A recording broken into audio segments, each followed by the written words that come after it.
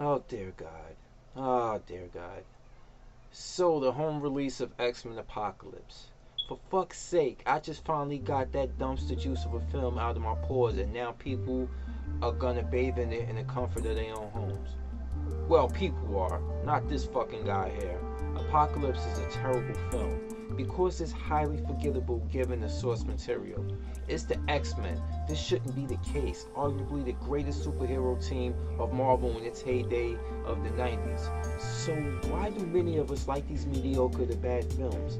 Because it's the X-Men, and it's our only cinematic representation of them for reasons we all know about, because Marvel and what they had to do to save themselves from bankruptcy. So the franchise ending up in the hands of Fox was a gift and a curse. Mostly a curse, and let's get into why the movie at hand is a mess. Keeping focus on the second trilogy of the film series, beginning with First Class, arguably the best film in the second trilogy. Let's briefly get into the timeline and the continuity of these films. I have a lot of discrepancy with the series, and I know many of you have as well, but you just already just said, hey, fuck it, they not gonna change it, they just keep doing it, it's X-Men. And you can comment all you want with your fan theories, but until they are proven or confirmed by the people who write this schlock, it's nothing but theories and the shit that you have to come up with to justify how fucked up it really is. Now let's start from First Class. That movie takes place in 1962, and for all intent and purposes, Charles Xavier, Eric Lensher, and Hank McCoy all seem to be the same age. And now let's flash forward to 20 plus years in the future with X-Men Apocalypse, and these men have not aged a bit.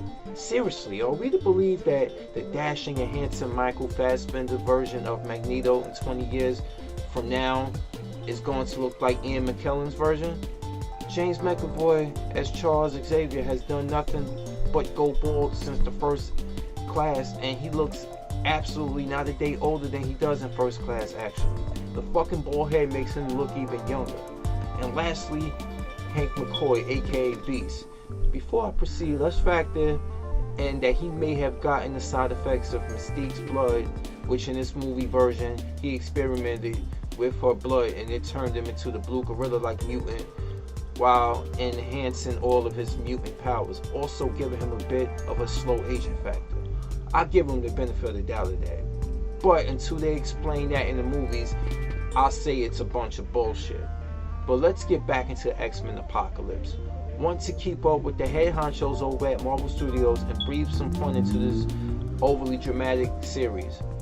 The overrated and so-called visionary Bryan Singer tries to go all out with the action set and make it look as spectacular as the likes of the Avengers or even Man of Steel, but it just looks absolutely terrible. Singer does not do a good job in action movies and is unable to direct multiple action scenes simultaneously, which is a big problem with the X-Men because the X-Men are a highly formidable team and should be shown fighting in together within the scenery, side to side. But the writers never seem to really hone in on that great strength. Sure, Brett Ratner tried it with X3, but that movie failed with everything else. The writers heavily rely on a Wolverine action scene, by which this point is the same bloodless schlock that's been overly used and leaves the fans even more furious beyond the fact that he's just highly overexposed and overrated. Seriously, I never felt so exhilarated seeing the recent episodes of Death Battle where Raiden murdered his ass. Fox has ruined this character for me. Also, it wouldn't be an X-Men film without Magneto levitating a token massive object or landmark, or relying on the aforementioned overblown special effects. By the way, it looks absolutely horrendous in comparison to the past X-Men films. I can go on, believe me, but I don't want to about the same issues of inconsistency that plague the series. So I have one more question to ask. Do these writers even get together and brainstorm and share plot points to stay consistent? Does the executives at Fox even care about minor yet crucial details like this, or they just care about the money? Well, that's a fucking rhetorical question. When it comes to superhero movies, I compare the actions of Fox handling of the X-Men series to that of the current WWE, where they are the premier attraction and really have no solid competition, so they feel that they can just put out whatever the fuck they want and people are going to have to settle with it. Like Electronic Arts with Madden and what they did to selfishly squeeze out the competition of 2K games, and now we just have to settle with one fucking football game. It's like, fuck you, Marvel Studios, we do what we want. But now that has come back to bite them on the ass, because Marvel Studios rose from bankruptcy and took the superhero movie biz by the horns. They collaborate in British films. The directors of the next MCU film even at times direct the after credit scenes of the previous film to properly link the series. Kevin Feige is doing great things, and Jeff Johns over at DC seems to be on point with this aspect now too. The same way Johns is taking back the reins from Zack Snyder is what the executives at Fox need to do with Bryan Singer, because his overall vision is just not working for the series. But are there any good aspects of X-Men Apocalypse? I admit, when I first read who was playing the young Scott Summers, aka Cyclops, Ty Sheridan by the way, I was like, nope, it's not gonna work. I ended up thinking he did pretty well, given the minor exposure. Jodie Smith-McPhee as Nightcrawler was good too. You saw glimpses of Alan Cummings' rendition from X-Men 2, but with a more youthful and innocent approach to it. But most of that ended up on the cutting room floor too. Sophie Turner, she's another story. She's my least favorite of the 4 new students, not counting Storm or Quicksilver because they don't officially join to the end of the film. I would count Jubilee as a not so great performance, but she barely gets any time to shine, so I forgive her for that. I guess Asian women being cast is just for diversity's sake and not being a prominent character. Case in point, Karen Fukuhara as Katana in that fucking disaster called Suicide Squad. I haven't even gotten into the villain. That's because he's such a forgettable rendition of Apocalypse that was played by Oscar Isaac. I guess it's the tone and timbre he had of the character, which was non-threatening because he doesn't have that intimidating voice. But when he appeared on screen, nothing of severe consequences happened to maybe only one character. But in comparison, in the comic books, we knew his presence meant shit was going down. Even in the 90s cartoon, he had that voice that put fear into you as a kid. Not like overly scary, but it had dominance in its tone.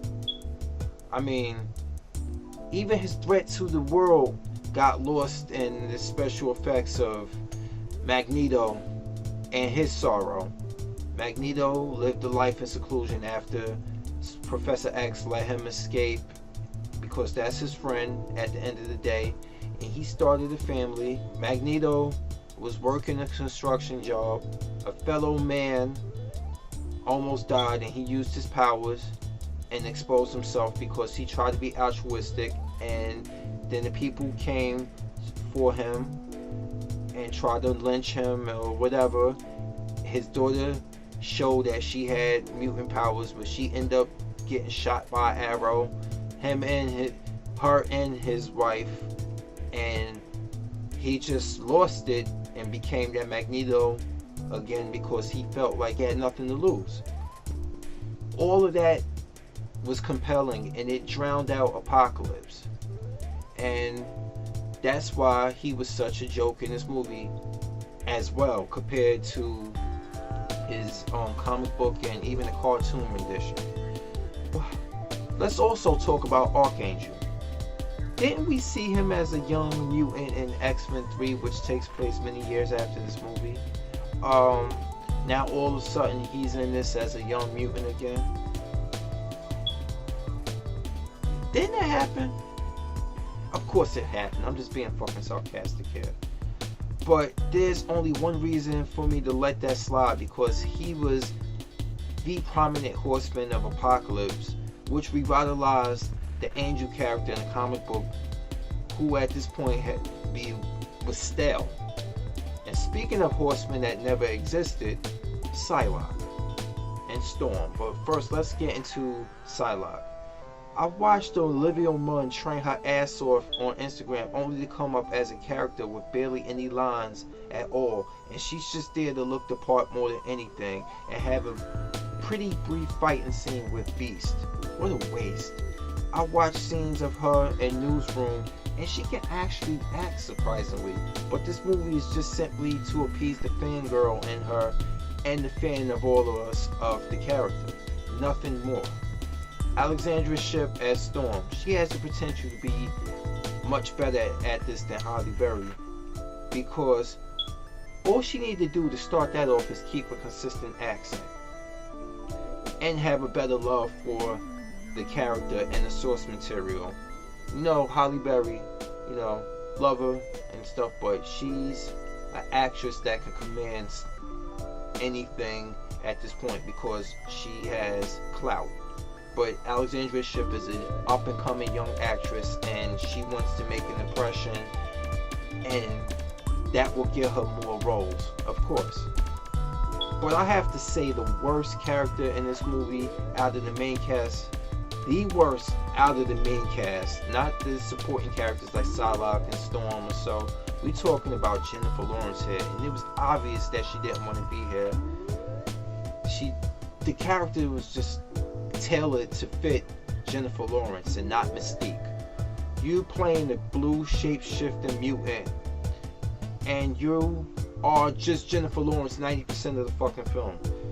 And it's all because she didn't want to do the film and be in that blue makeup. So I bet all her scenes were filmed in the same matter of time in a few days, and then she spent the rest of the scenes just basically as herself, because she's Katniss Everdeen now, and she don't need the X-Men series. She just came off of a successful run as the star of Hunger Games, so this probably feel like she don't want to be back. She done won awards, and maybe she just feel like X-Men is beneath her, and she doesn't want to come back to this. But anyway, good riddance, because I don't think she's coming back. And actually loved her in the Silver Linings Playbook with Bradley Cooper. Those two have good on-screen chemistry because they were in a couple movies together. But it just didn't fit for me.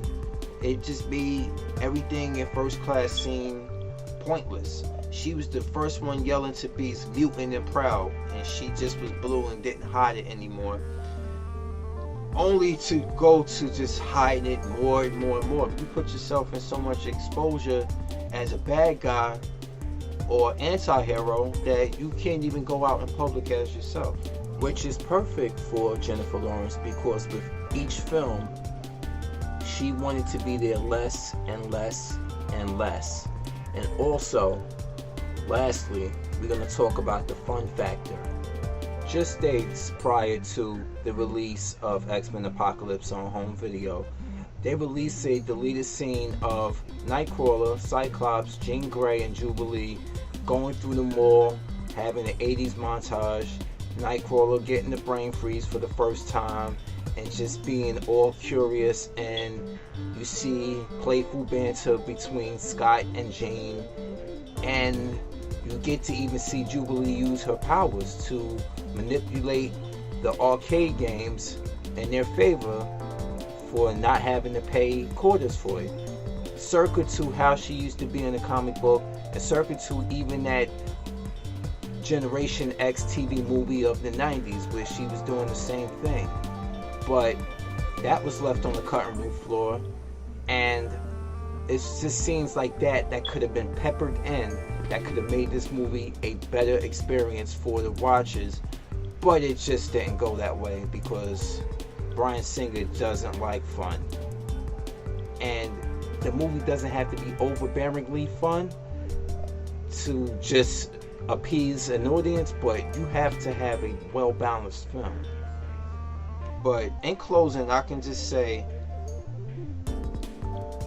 I look at these X-Men films not for fun, because Bryan Singer doesn't know what that is. He is so cerebral in his approach that it just takes you out of the superhero haze of this film, because this film doesn't have that oomph that superhero movies should have.